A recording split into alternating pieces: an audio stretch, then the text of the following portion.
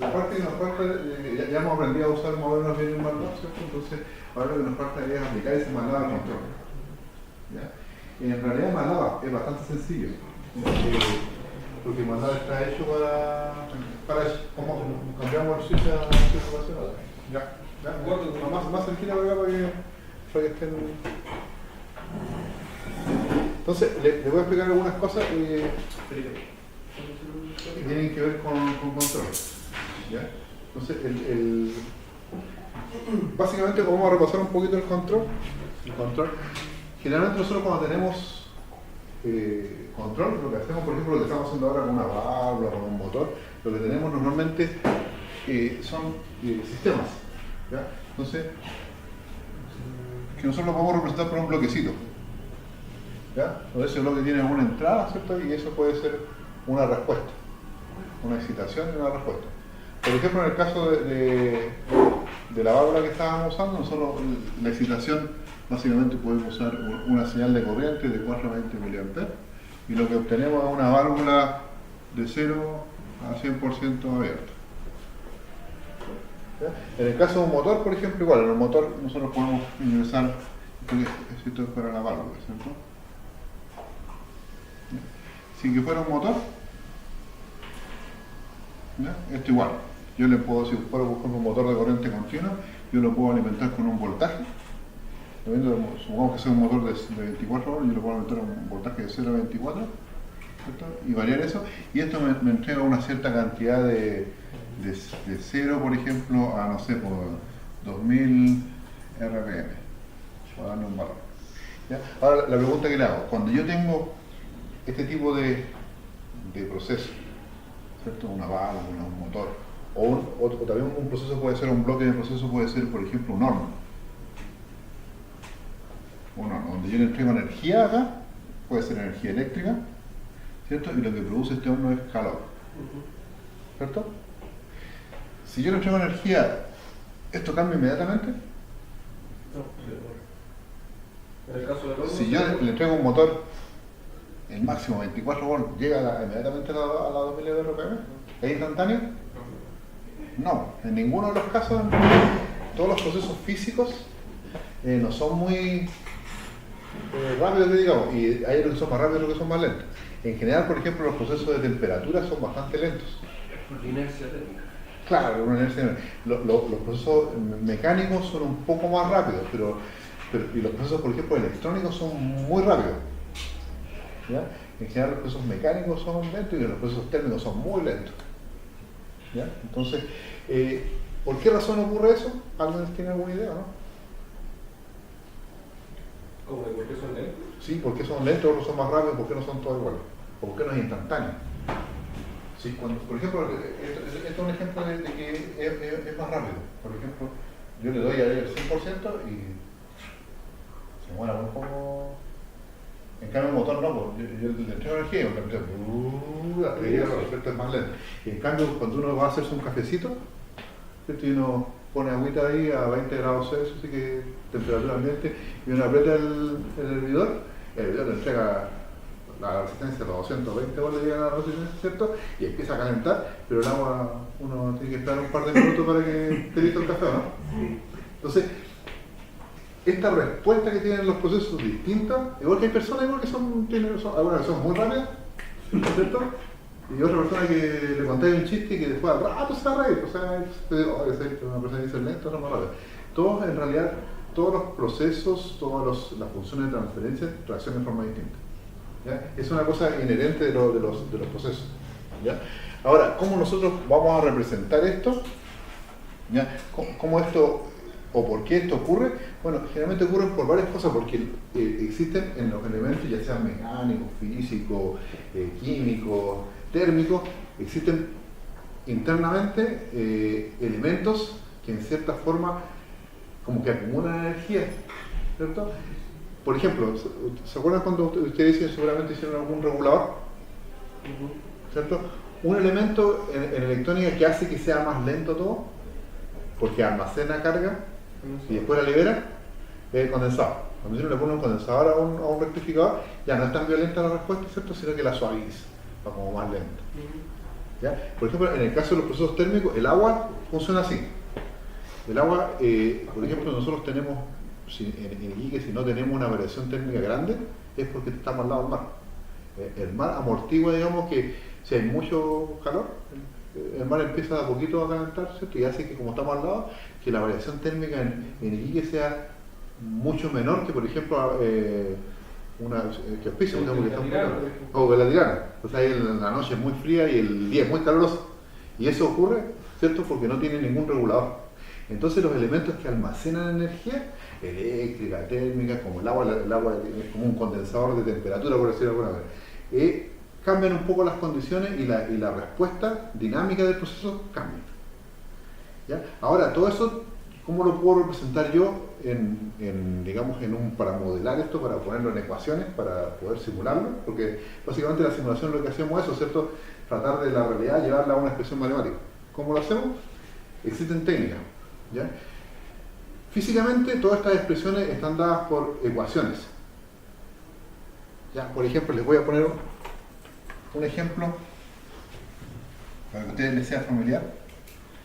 ¿Cierto? Si yo tengo este circuito, una resistencia, un condensador, y yo acá le aplico un voltaje de entrada, vamos a poner así que es una fuente, vamos a poner un interruptor acá, acá pongo una fuente continua, y yo mido el voltaje acá. Cuando yo cierro el interruptor, ahí en T igual 0, ¿este voltaje cómo será? Cero. ¿Ya? Y a medida que empieza a pasar el tiempo, este condensador se empieza a cargar y finalmente llega al valor de la fuente. Esto supongamos que es una fuente continua, ¿cierto? Una vez, entonces, si yo lo veo en el tiempo, yo tengo una fuente que no cambia su valor, ¿cierto? Pero cuando yo cierro el switch, en T igual 0, supongamos que este es el tiempo, ¿cierto? Este condensador se empieza a cargar. Hasta que finalmente va a llegar al valor, asintóticamente va a llegar al valor de la fuente. ¿Ya? Esto es lo que nosotros le llamamos un circuito de primer orden.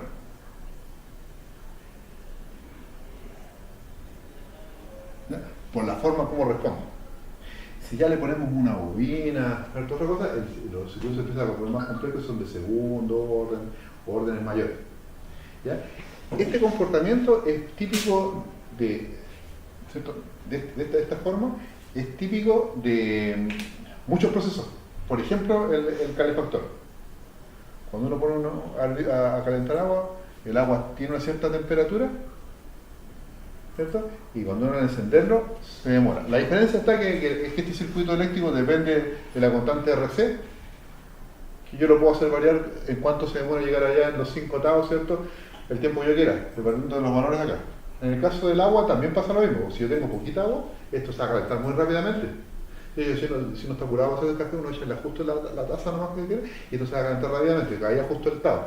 Pero si uno tiene un estanque gigantesco, ¿cierto? Yo le pongo la misma energía y puede demorarse una semana si quiero.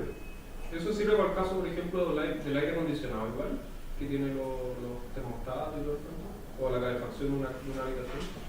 Claro, sí, todo va a responder más o menos de esta forma. ¿Ya? ¿Y ustedes conocen la respuesta, ¿cierto? ¿Cómo es matemáticamente? ¿Se recuerdan esto? ¿Cómo sería la ecuación de esa? ¿Cómo responde? Una exponencial, ¿no? Es una exponencial, ¿cierto? Es una exponencial más o menos, ¿cierto? El voltaje de salida acá, vamos a ponerle el voltaje de salida, debería ser más o menos algo como así, como 1 menos un E elevado a la menos T partido por RC, que es la constante de tiempo, y multiplicado por el valor de la fuente. ¿El valor de la qué? De la fuente. Ah, Si yo le pongo una 100 volts, va a llegar a 100 volts. Si le pongo una fuente de 12 volts, va a llegar a 12 volts. ¿Ya? Fíjense que el tiempo cuando tiende a infinito acá, al hacer esto se queda un E elevado a infinito, a la menos infinito esto es 0, entonces me queda 1 por eso. Pero cuando parte, el T vale 0, cualquier cosa elevada a 0, ¿cuánto me da? 1. Entonces sería 1 menos 1, 0. Entonces, me da ese valor, ahí, en el inicio. Y a medida que el tiempo va pasando, este valor se va achicando y va creciendo hasta llegar finalmente a ese valor. A veces sí. Ahora la pregunta es que, ¿esta ecuación de dónde sale?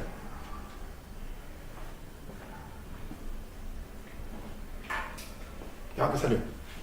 Porque yo lo que me imagino que ustedes cuando estudiaron esto alguna vez, se la dieron. Hay fiorito aquí, por el silencio, Seguramente a ustedes esta solución se la dieron. Bueno, dijeron, la carga de un condensador es así, ¿o no? ¿Ya? Bueno, ¿de dónde sale esto? ¿Alguien sabe?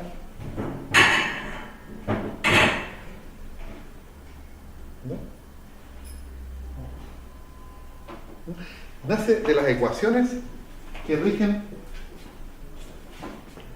este circuito. De ahí nace esa relación. Ya, ahora, ¿cómo yo sé cuáles son las ecuaciones de ahí? ¿Alguien se imagina, no? ¿Qué tipo de circuito? Un circuito serio. RC. Entonces, si yo saco las ecuaciones de este circuito de RC, yo voy a llegar a lo que se llama una ecuación diferencial. ¿Por qué razón llego a una ecuación diferencial? Porque si esto fuera resistivo solamente sería súper fácil. Yo diría que es, si no está este condensador, ponemos esta tierra y yo mido el voltaje acá, es la ley de Ohm nomás.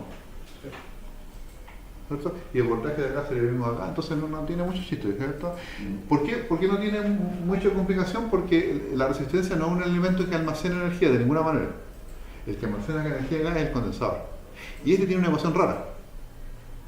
Rara en el sentido de que, por ejemplo, el voltaje del condensador, con respecto a la corriente, ¿cómo se calcula? 1 partido. Eso, 1 partido por... Hasta ahí no. 1 partido por el valor del condensador. Puse la mitad del ejercicio. 1 partido por el valor del condensador, por la integral, ¿cierto? De la corriente que pasa acá.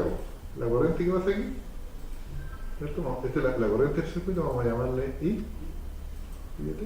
Entonces, esto sería la integral de I de t, de t. ¿Ya? Supongamos que cerramos el circuito en 0, entonces esto sería en 0, si es que está siempre cerrado desde infinito, ¿cierto? Hasta t. Ya, le enseñaron la integral, ¿cierto?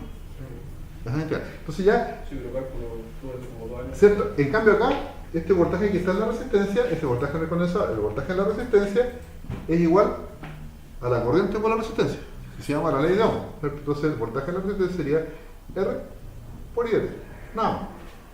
Entonces, esa no es una ecuación ni integral ni diferencial. Si hubiera una bobina, lo más probable que sería la derivada de la corriente.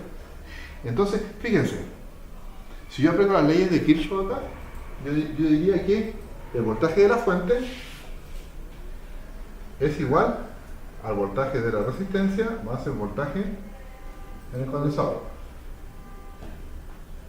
¿Ah? Entonces, si yo pongo eso, el voltaje de la fuente, yo me doy cuenta que es una constante nomás, lo vamos a dejar así como una constante, y esto igual sería a R por I de t, más lo que escribimos ahí, que sería 1 partido por C, integral de 0 a t, I de t, de t.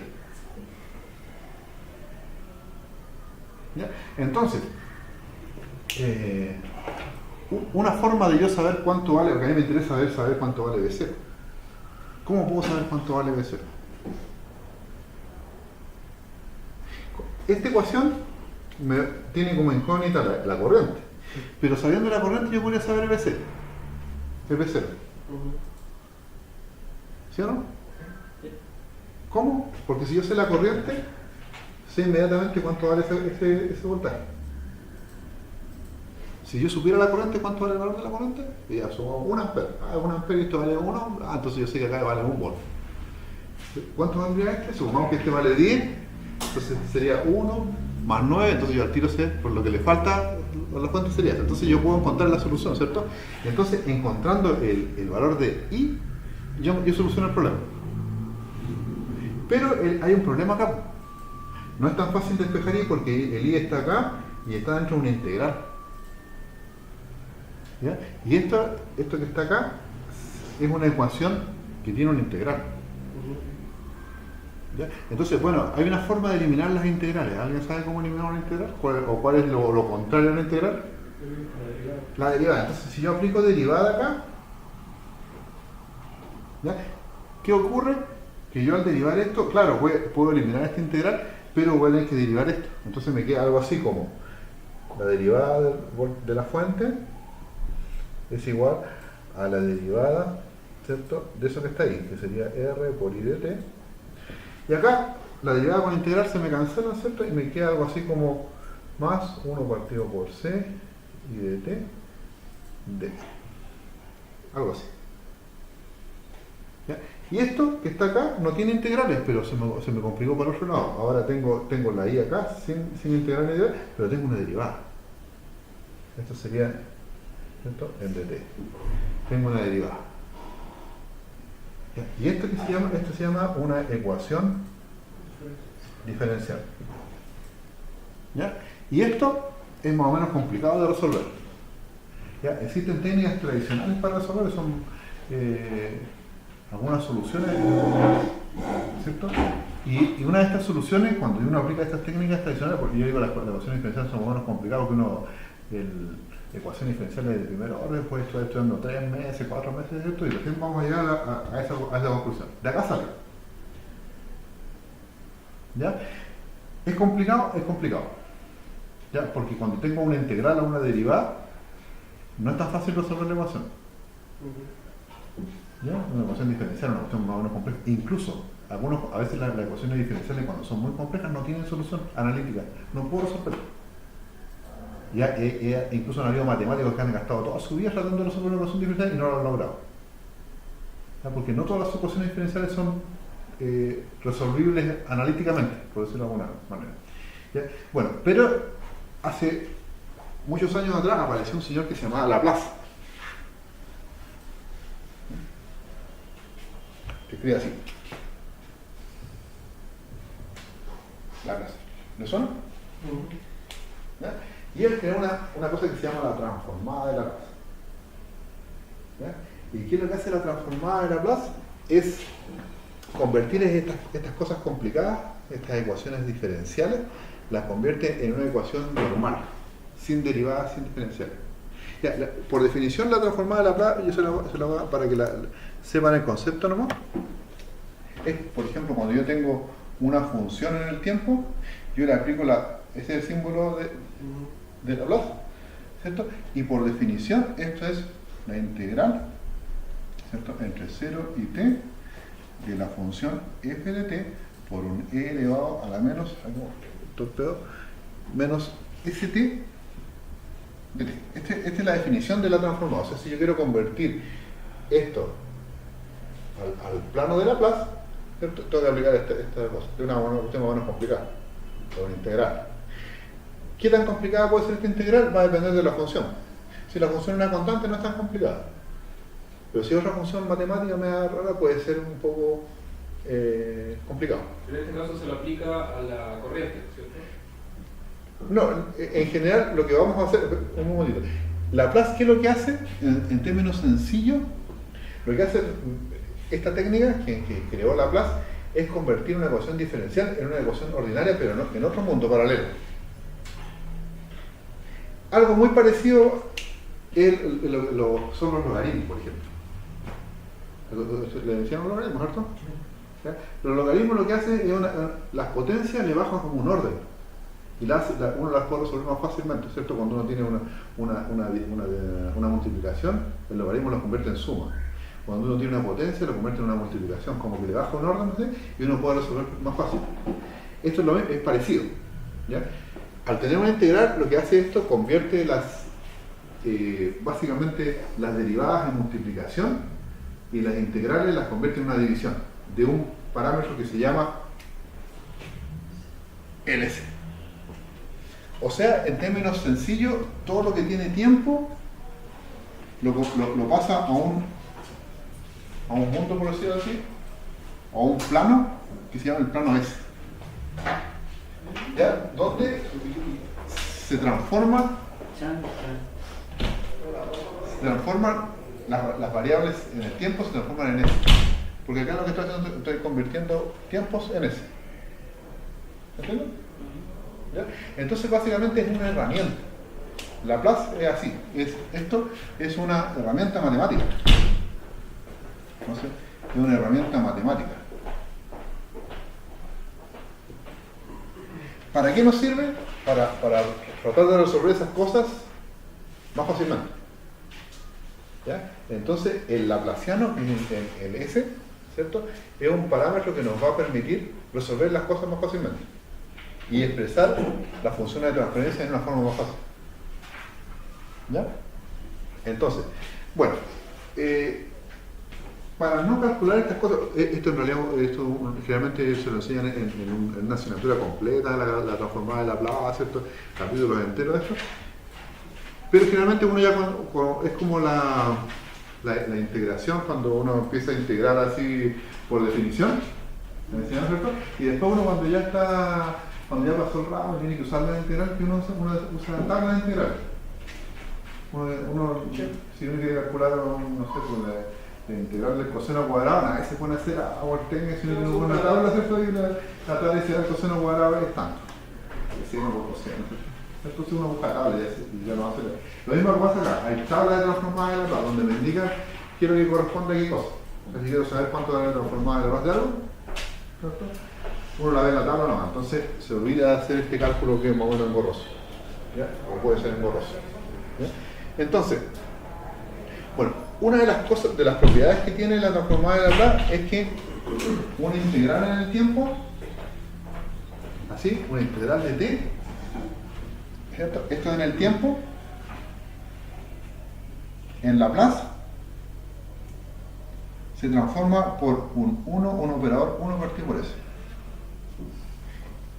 Y la derivada,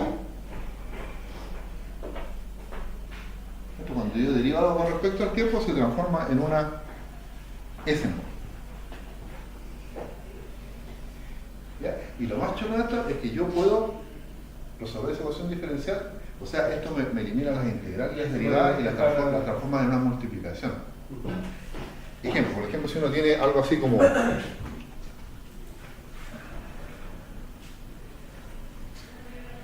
esta misma ecuación que teníamos allá abajo, que nosotros dijimos que era la derivada, ¿cierto?, de la fuente, ¿cierto?, en el tiempo, y es igual a la derivada. La R es una constante, así que la voy a sacar para afuera, ¿cierto?, me queda I de t más 1 partido por c I de t. Entonces, esto es complicado porque tiene una derivada. Entonces, para resolverla fácil, yo lo que voy a hacer, le aplico la transformada de Laplace. ¿Ya? Y la transformada de Laplace lo que hace es me convierte todo lo que son derivadas en S. Entonces, por ejemplo, esta derivada yo la cambio por un S, ¿cierto?, por taje de la fuente, más un R, y este que es una derivada también lo cambio por un S. Y acá, ahora, como ya no son de t, sino que son en Laplace, yo lógicamente se escribe con mayúsculas. Se hace ese cambio, ¿cierto? Nosotros trabajamos las variables en el tiempo con minúsculas y en Laplace con mayúsculas, para que no se olvide que esto es de Laplace, ¿cierto? Más 1 partido por c, ¿cierto? Y esta pasa a ser una corriente nueva. Una corriente de t, una corriente en Laplace, mayúscula. Lo interesante ahora es que acá yo no podía factorizar por i, porque está dentro de una derivada. Pero acá en Laplace sí se puede hacer. Entonces yo puedo factorizar por i, entonces me queda algo así como i es factor de rs más 1 partido por c. Y esto me queda un s de s. Entonces si yo quiero saber cuánto vale la corriente, yo puedo despejar acá en Laplace, un i es igual a, sería s de s partido por r de s más 1 partido por c. ¿Ya? ¿Ya? Y esta sería mi solución, pero en Laplace. Y ahora eso se... Claro, ahora yo puedo aplicar una transformada. En la tabla veo al revés de Laplace y veo cuál es la solución en el tiempo. Y si hago eso, voy a obtener la misma ecuación que habíamos obtenido recién. ¿Ya? En el tiempo. Entonces, cuando yo tengo una ecuación con integradas derivadas, entonces yo mejor lo expreso así, de esa manera. ¿Ya? Y esta, por ejemplo, es la respuesta típica de un sistema de primer orden. ¿Ya? Entonces, normalmente nosotros los sistemas de primer orden en Laplace lo vamos a representar, se representan normalmente en vez de una ecuación diferencial, por ejemplo, cómo funciona un calefactor, por ejemplo, o un circuito en bloque. Nosotros este bloque lo vamos a representar normalmente como algo así como 1 partido por un S más 1. Esa es una respuesta. Tiene la forma, mira, fíjate, si yo divido acá, divido por R, me queda algo así, RC, que es la constante de tiempo, ¿se dan cuenta? ¿Ya? Y divido acá por R acá, divido por R arriba y abajo, me queda algo así, ¿cierto? Entonces, ¿esto qué me queda? La constante de tiempo. Entonces esto, yo puedo decir que esto es como la constante de tiempo. Entonces, haciendo variar ese, yo creo que el proceso me responde más o menos rápido. Yo le ingreso un cambio acá de energía, ¿y cómo me va a responder esto? Así. Si es más rápido o más lento va a depender de este valor, de la constante de tiempo tal. ¿Se entiende? ¿Ya? Y bueno, ahí esto es un proceso, por ejemplo, puede ser una válvula, puede ser un estanque, que se llena. Cuando uno llena un estanque igual, pues está vacío el estanque, y uno abre y el estanque no se llena inmediato, se empieza a llenar de a poco. Se empieza a llenar. Casi todos los procesos funcionan igual. ¿Ya? Hay de segundo orden que son un poquito más complicados, pero en general la respuesta, los sistemas de segundo orden lo que hacen a veces no parten de inmediato, sino que se demoran un poquito, es una respuesta tipo S. Pero no es tan alejada del primer orden, sino que tienen esa que se le llama tiempo muerto.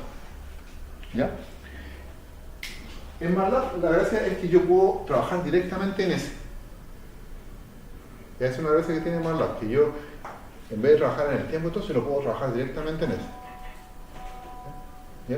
Entonces, bueno, ¿cómo lo trabajo en MATLAB? En MATLAB yo tengo, si yo tengo un polinomio en S, supongamos algo así, S a la cuarta más S al cubo menos S más 4, ese es un polinomio en S. ¿Cierto? En MATLAB yo lo escribo así, un H igual, abro corchete cuadrado, y empiezo a escribir solamente los coeficientes, ¿ya? Donde el coeficiente que tiene, yo los ordeno, si están desordenados, yo los ordeno desde el mayor al menor, ¿ya? Entonces, acá va la componente que no tiene S, que en este caso sería el 4. ¿Ya? Después lo que acompaña al que tiene S, como separado por un espacio. En este caso, lo que está al lado de la S es un signo menos, o sea, sería el valor menos 1. Después, en la tercera posición, contando de derecha a izquierda, sería 0 porque no hay con ese cuadrado. No hay con ese cuadrado. Con ese cubo tiene el valor 1. Esto es el coeficiente. Y con ese cuarta, valor 1. Entonces, si MATLAB entiende que valores que no tienen S, hay 4. Entonces escribe 4. Sería menos S. Menos S. Con S cuadrado, 0 S cuadrado, no hay S cuadrado. 1 S cubo. Profesor, ¿y ahí el máximo grado lo dicta el último? Claro. ¿Hasta dónde va a llegar? Claro, esto indica el grado 0, grado 1, 2, 3, 4. Si es que no pongo más porque no hay más. ¿Ya? ¿Ya? Entonces, veamos otro ejemplo para ver si lo entendieron.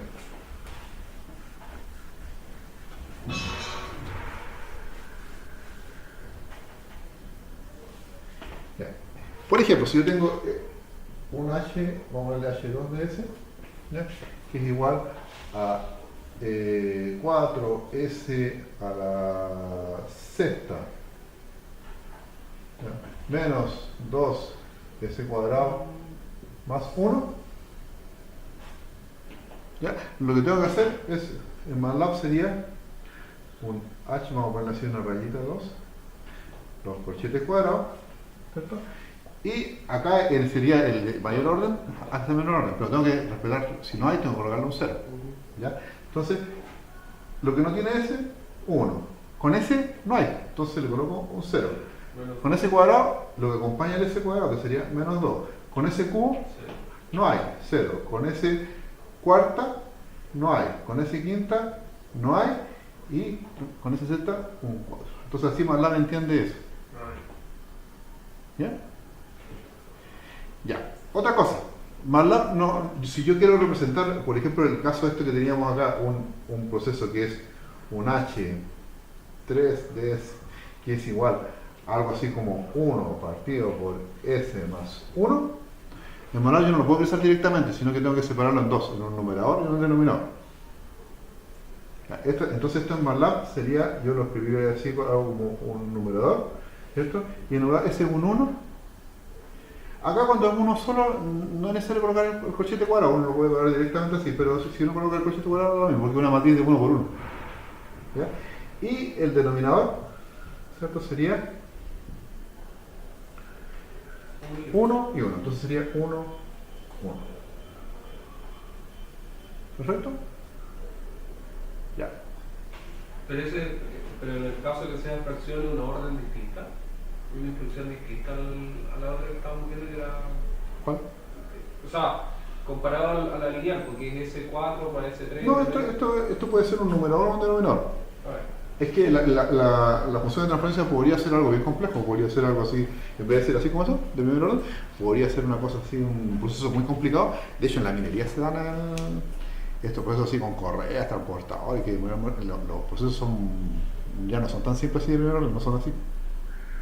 ¿Ya? Son con retardos importantes, por ejemplo, cuando tengo un calefactor y tengo que calentar una cierta línea, y cuando yo le aplico calor, imagínate un líquido que tiene que correr un montón de tubos, cuando llega la respuesta ya primero que todo no parte subiendo inmediatamente, sino que tiene un retardo de transporte grande.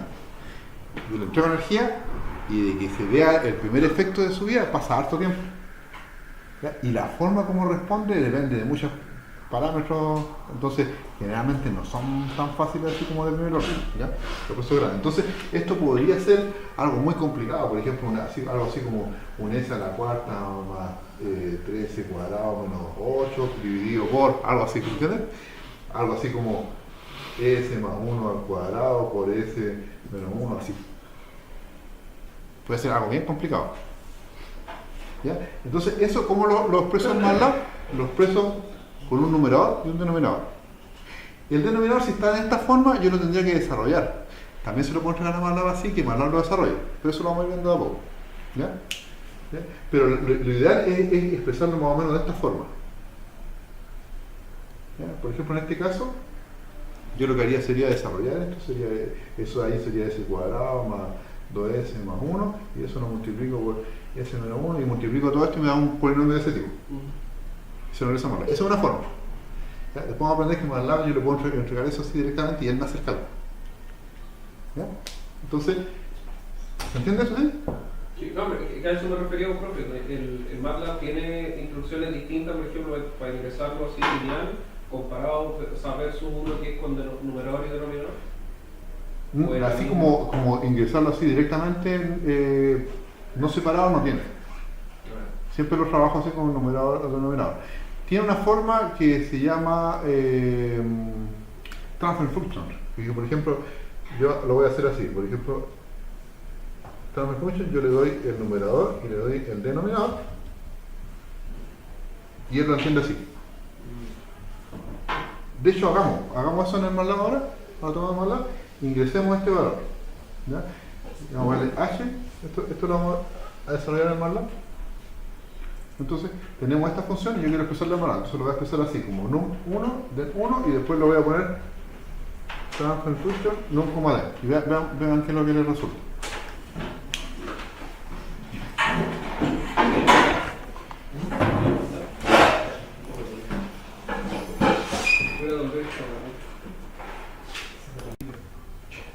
Ya, entonces, como vieron, esto yo le puedo hacer lo puedo asignar una variable, por ejemplo, le puedo dar función de transferencia de h igual a eso, ¿cierto? Y ustedes vieron que el resultado MATLAB nos responde con algo así como FTH es igual a 1 partido por S más 1. Y dice que es una función de tiempo continuo. O sea, MATLAB, yo le estoy entregando S y él entiende que es una transformada de Laplace de algo en el tiempo. Yo se lo di en S, pero él no está en S, ¿cierto? Y él entiende que es algo que está variando en el tiempo. ¿Ya? Entonces, como esto es una función de primer orden, yo sé que si yo le ingreso una energía a esto va a responder en forma suave. ¿Ya? Entonces, ¿cómo sería la respuesta?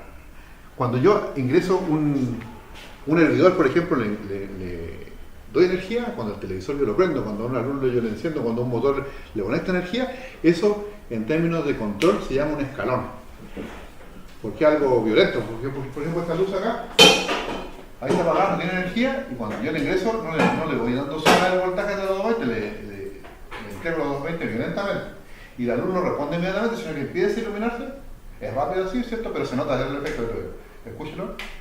No es instantáneo, ¿eh? Y empieza a iluminar, ¿cierto? Hasta que ilumina, ¿cierto? Entonces, esa respuesta en MATLAB yo la puedo conseguir, ¿cierto? Cuando yo le entrego toda la energía, o sea, básicamente esto. Yo tengo mi función de transferencia, que en este caso es 1 partido por S más 1. Yo le voy a entregar una energía y esa energía se la voy a entregar en forma brusca, toda. No tenía nada, le entrego toda la energía. Entonces, esto nosotros sabemos que debiera responder algo así, como es de primer orden, como la cara con un condensador. ¿Cómo veo cómo responde esto en MATLAB? Porque supongamos que yo no lo sé, yo lo sé porque hemos analizado circuitos, ¿cierto? Y entonces, en MATLAB sería con el comando STEP. El STEP es la respuesta del escalón. STEP en inglés significa como un peldaño, un escalón. Ya, de 0 a 100%. Entonces yo pongo STEP, non-D, y MATLAB me responde con un gráfico que sería cómo es la respuesta en el tiempo. ¿Ya? Comparado, de hecho muestra la entrada igual.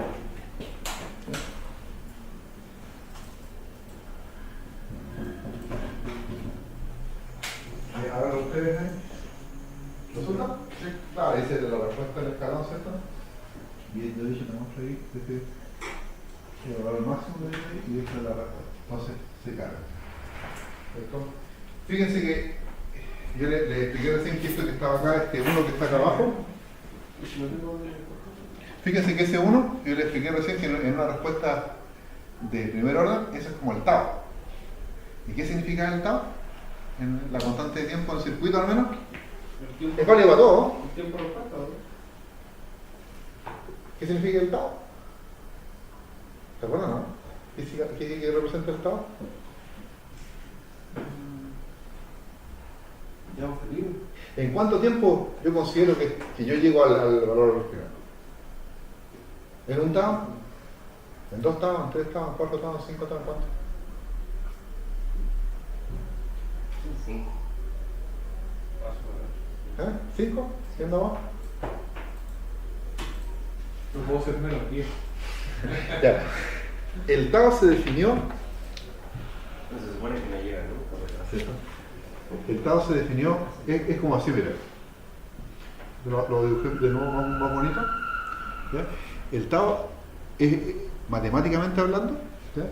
Si yo saco la pendiente en el inicio, la pendiente, la recta tangente que corta ahí en el inicio, ¿cierto? Ese valor que intersecta ahí, el tiempo que se pone ahí, ese se llama tau.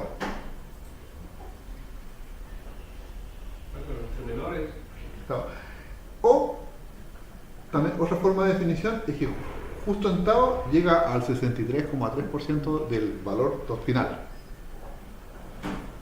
¿Ya? Esa es otra forma de verlo. Matemáticamente es la tangente en ese punto, ¿cierto? Se intersecta y me da ahí el tiempo que pasó, ¿cierto? Cuando esta se intersecta con el máximo, es el tau. O la otra, cuando esta señal va subiendo y logra el 63% de la señal, que también es tau. ¿Ya? Pero a mí no me interesa el 63%, me interesa el 100%. Matemáticamente esta cosa nunca llega a tocar a la otra. Pero la verdad es que en términos prácticos, en un valor finito, bastante cercano, lejos del infinito, digamos, el valor es tan despreciable que yo considero que llegó. ¿Ya? El criterio más utilizado es el de los 5 tau. O sea, yo cuento 1, 2, 3, 5 tau. ¿Ya? Y ahí yo llego más o menos al 99,9% de la señal.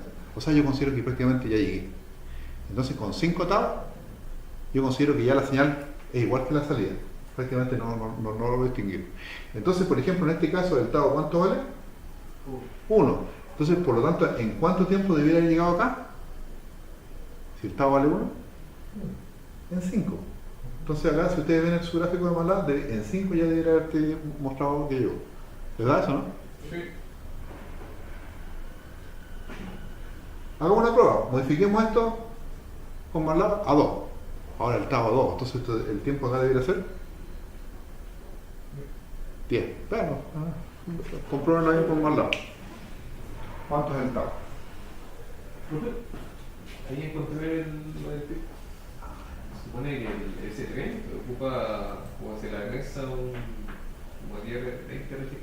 Entonces uno acá va a ir seteando de. Eso está buenísimo ya. Entonces, más que nada, configuración. ¿No? ¿Eso no es un enlace? Tiene un manual. ¿Lo podéis compartir? Si lo mando, No. Ya, pero ¿cuándo? lo tengo. Ahí es. Ahí medio medio. Mira, por no ser el Sí, hace rato estoy cambiando la plataforma. Ah, ya, claro. Cada vez que era en uno, te amplio. También estoy en Entonces, mira, fíjate, ahí. ¿Eso es lo que más te da? Sí. menos con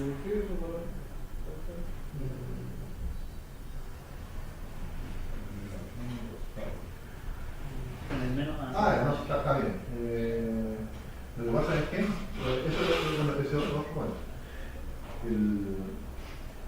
Eso lo vamos a estudiar después. Lo que pasa es que,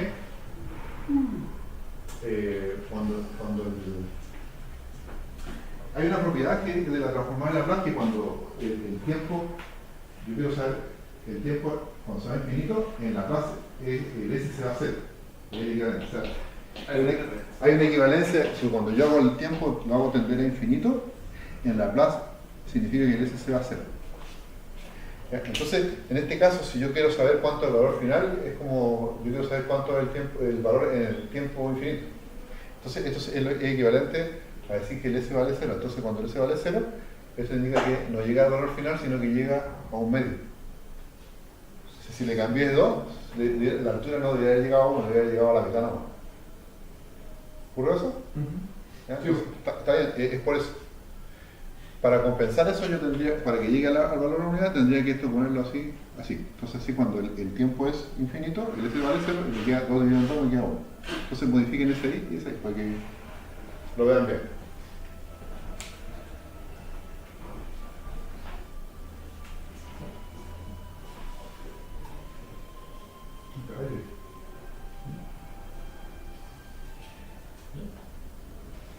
Listo.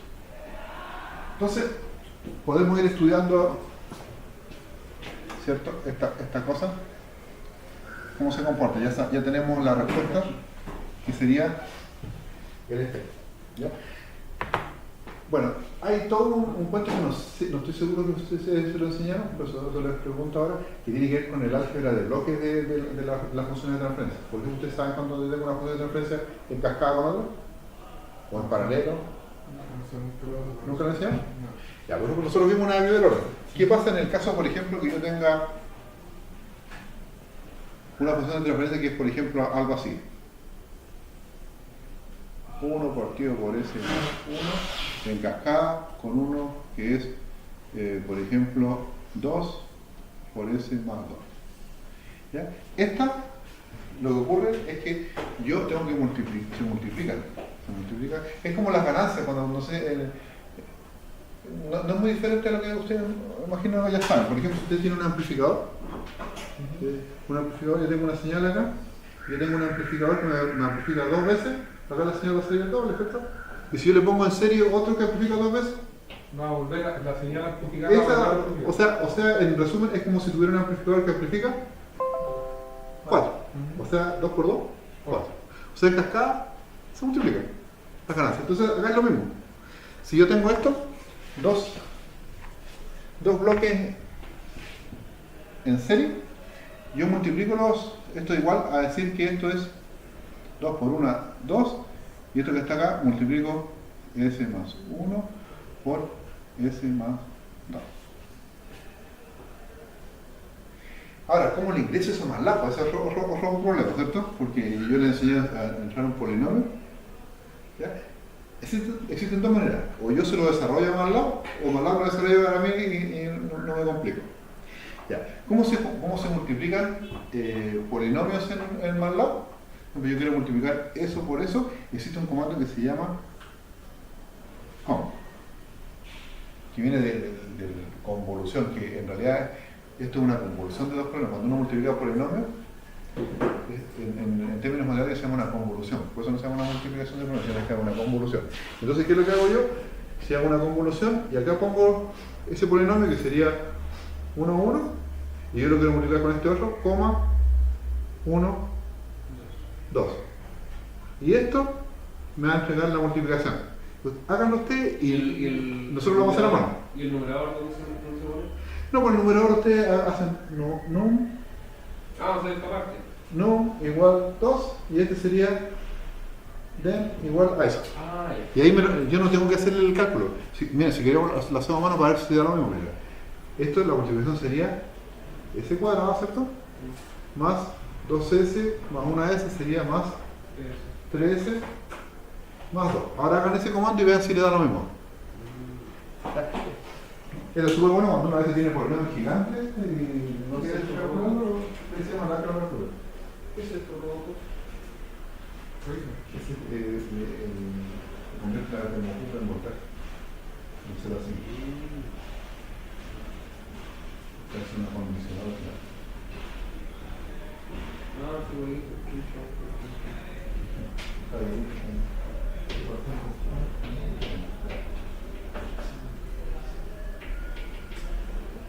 Uno, 3, 2. 1, 3, 2, exacto. Eso dice la... Ah, y acá solamente Entonces es el denominador. ¿Ya?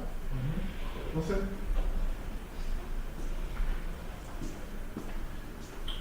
con el convolución yo puedo encontrar la multiplicación de esto. ¿Ya? Entonces, obtengo finalmente... Bueno, si tengo 3 lo multiplico a los 3. ¿Ya? Pero en cascada es así. ¿Ya? ¿Qué más?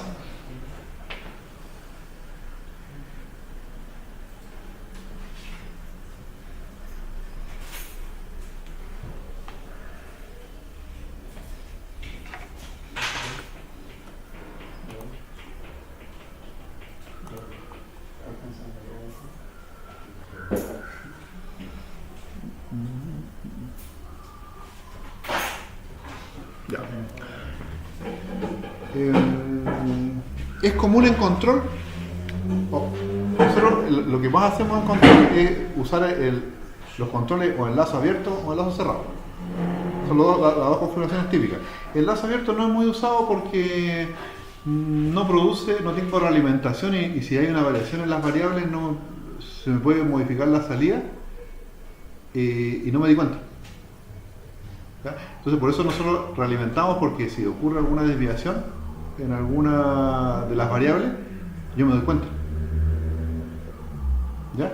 Es como un sistema no realimentado, es cuando no tenemos un sensor, una información, por ejemplo el aire acondicionado o la estufa. Yo ajusto la estufa, ¿cierto? Le pongo que en 3 yo me siento bien. ¿Ya? Pero ese 3 en invierno será suficiente o lo mismo en verano. No más probable, si las condiciones externas cambian, a lo mejor no va a ser óptimo ese valor. Puede que yo necesite subirle a 4 o apagarlo o bajarlo, ¿cierto? En cambio, o con la ducha es realimentada por uno mismo. Por ejemplo, si uno configura el cable y uno ve si el agua está caliente o no. ¿Pueden cambiar las condiciones? Sí, porque si alguien saca agua, se aumenta la presión, si el agua viene más fría, más caliente, me cambian las condiciones y yo no me doy ni cuenta. ¿Ya? Entonces cuando hago un control realimentado yo mido la salida y corrijo. ¿Ya? Entonces el control realimentado es súper utilizado en control y tiene una configuración más o menos de este tipo. Tiene un comparador, ¿cierto? Tengo una variable, un bloque de proceso y tengo una realimentación. ¿Ya? Entonces este proceso de realimentación, representa normalmente el sensor. ¿Sí? Y esto se realimenta acá. Normalmente nosotros utilizamos encontrar una realimentación que se llama negativa. O sea, hacemos la resta del set point versus lo que yo estoy midiendo y eso nosotros le llamamos error. ¿Cierto? ¿Se utiliza la realimentación positiva? ¿Utilizamos alguna realimentación positiva? ¿No? O un ejemplo, ¿conocen alguna realimentación positiva? Para sumarlo. Cuando se pone se va negativo. ¿Cuándo son positivas? ¿Conocen algún ejemplo de realimentación positiva?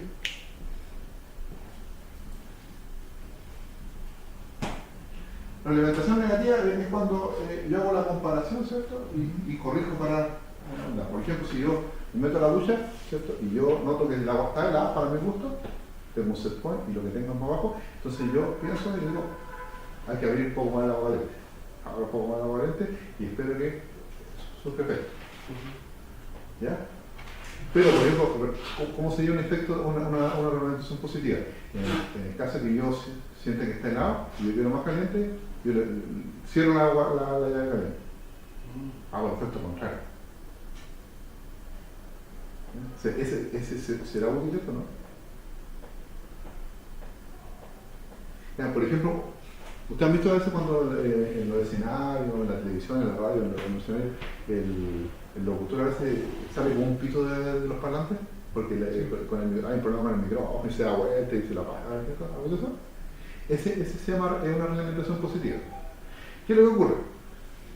Que la persona habla, ¿cierto? Hay una señal, Y lo que sale por el parlante. se mete, ¿cierto? Va la señal, ¿cierto? Se amplifica miles de veces, ¿cierto? Sale por el parlante, ¿cierto? Y se vuelve a meter en el micrófono y se vuelve a salir. Y yo me alejo y queda ahí dando vueltas. O sea, lo que sale por el parlante se mete por el micrófono, como es electrónico muy rápido, vuelve a salir por el parlante y así empieza a crecer la señal. Hasta que se satura, no sigue creciendo hasta el infinito porque en realidad los integrados se saturan, ¿cierto? Ustedes saben que lo máximo va a ser los valores que están alimentados, entonces queda una señal ahí dando, el típico acople que le llaman en audio. Eso es un ejemplo de señal alimentada. ¿Es deseada? No, no es deseada, nadie quería que eso pasara, ¿cierto? De hecho, apagan el micrófono, ¿cierto? Deben cambiar su posición para que esto no pase. No siempre es tan negativo, por ejemplo, los osciladores, cuando yo quiero generar una señal a partir de, por ejemplo, de una batería continua, yo quiero generar una bocina, eso también se logra con una alimentación positiva. O si tengo un inversor, ¿cierto? Si yo tengo una batería y yo quiero sacar 120 volts alternos con un inversor, ese también usa realimentación positiva para generar esta oscilación y que sea mantenida. Entonces, no siempre es tan negativo, pero la mayoría de las veces en caso de control, la realimentación que usamos es negativa. ¿Ya? De manera de que si yo, por ejemplo, tengo un robot y el robot yo le digo que vaya derecho o que si vaya siguiendo una cosa, si el robot se empieza a desviar, la realimentación positiva desvía además. Pero la realimentación negativa corrige. ¿Ya? Lo que uno hace con los hijos, si el hijo llega a las 8 de la noche y el hijo llega a las 9, no le doy un premio, no lo felicito, eso sería positivo, sino que yo lo castigo para que no lo haga. ¿Ya? Entonces, en general la realimentación que corrige es la negativa. ¿Ya? Entonces, bueno, nosotros podemos tener un proceso que se llame HDS y un GDS. Entonces, este representa prácticamente al sensor y este al proceso con el PID, con todo lo que está ahí. Todo esto está encajado, así que yo lo puedo multiplicar y dejarlo en nosotros, ¿cierto? ¿Cómo se hace eso en MATLAB? Existe un comando que se llama feedback. Vamos a cambiar el pulmón que está un poco malo. Se llama feedback. Que feedback traducido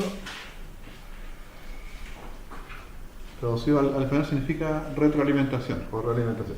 Y el comando feedback, ¿cómo se utiliza? Se utiliza como el numerador de H, coma, el denominador de H, coma, el numerador de G, coma, el denominador de G. Y ahí lo que me entrega feedback es como si todo esto fuera un solo bloque, no realimentado. ¿Ya? Vamos a ponerle un H total. ¿Ya? Ahora, ¿cómo lo puedo hacer para que me lo separe? Le digo así, num, por ejemplo, coma, ¿ya? Puedo poner num t del t, ¿cierto? Y me lo va a guardar en el numerador y en el denominador. Y ese ahora yo puedo sacarle, por ejemplo, la respuesta, como si fuera un escalón, acá, un step ese, y me entrega la respuesta del sistema realimentado. ¿Entiendes? Hagamos un ejemplo, para que sea bonito. Y aquí vamos a ir aprendiendo un poquito de control. ¿Ya? Recién hicimos este no lo hagan, sino este era para recordar nomás. Nosotros hicimos recién algo así. Le pusimos un escalón que es de altura 1, ¿cierto? Y la respuesta que obtuvimos fue una salida, pero de altura 0.5. Y eso es indeseado, porque yo quiero que llegue a 1 y llegó a la mitad. Imagínense eso, porque yo quiero que la ducha agradable será el agüita de unos 35 grados y me llegó a 17. No es bueno, por cierto, la mitad es mucho el error. ¿Ya? Entonces, esto ocurre en los lazos abiertos, porque no hay realimentación. Entonces, mira, este mismo proceso, ya su naturaleza es así, entonces, ¿qué puedo hacer para mejorarlo? Realimentarlo. Y cuando yo realimento, ¿qué es lo que hago? Logro llegar al 100%. Entonces, vamos a hacer esto. Obviamente tiene que haber un control adecuado, pero vamos para allá, vamos. ¿Ya? Entonces, lo que vamos a hacer, primero que todo, vamos a realimentarlo, para que veamos qué pasa. Si lo realimentamos, quedaría así. 1 partido por S más 2, ¿cierto? Y lo realimentamos. Y vamos a suponer que el sensor es perfecto. ¿Qué significa que sea un cable pelado ahí? ¿Que se retroalimenta lo mismo? No, significa que el sensor, lo que pasa es que los sensores igual tienen esta retardo. Por ejemplo, cuando uno tiene un termómetro y uno lo mete al agua, el termómetro empieza a marcar hasta que tenés que esperar un tiempo, igual como cuando uno se mide la temperatura, ¿cierto? Uno lo baja, ¿cierto? Y lo pone acá y no lo lee al tiro porque va a decir, estáis muerto. Tenés 20, 30 grados, ¿no? Tienes que ponértelo ahí y esperar un tiempo porque el termómetro empieza, también tiene una respuesta. Y esperan un tiempo y ven, tenéis fiebre o estáis normal. Todos los sensores tienen un tiempo de respuesta, no es instantáneo. Con el tester igual, ustedes miden y el tester muere. Entonces, un tester bueno, digamos que la respuesta es rapidísima. Entonces, esto es como un 1 partido por 1, numerador 1, denominador 1, la respuesta como es instantánea. Claro. Entonces, eso que puse ahí, que no le puse bloque, es un sensor perfecto, o muy bueno. ¿Ya? Entonces, nos queda algo así, realimentado. Entonces, ¿cómo sería el MATLAB esto? Bueno, sería algo así. Pongo num, den, ¿cierto? Igual, feedback, ¿cierto? Vamos a borrar el lado de allá. Abro paréntesis, ¿cierto? Y coloco el numerador, que sería 1, el denominador, que sería 1, 2. El sensor, numerador 1 y el denominador 1. ¿Ya? Y después hago un step del resultado, ¿no? ¿Cómo es? Háganlo ustedes para ver cómo resulta. Ahora te toca a ti.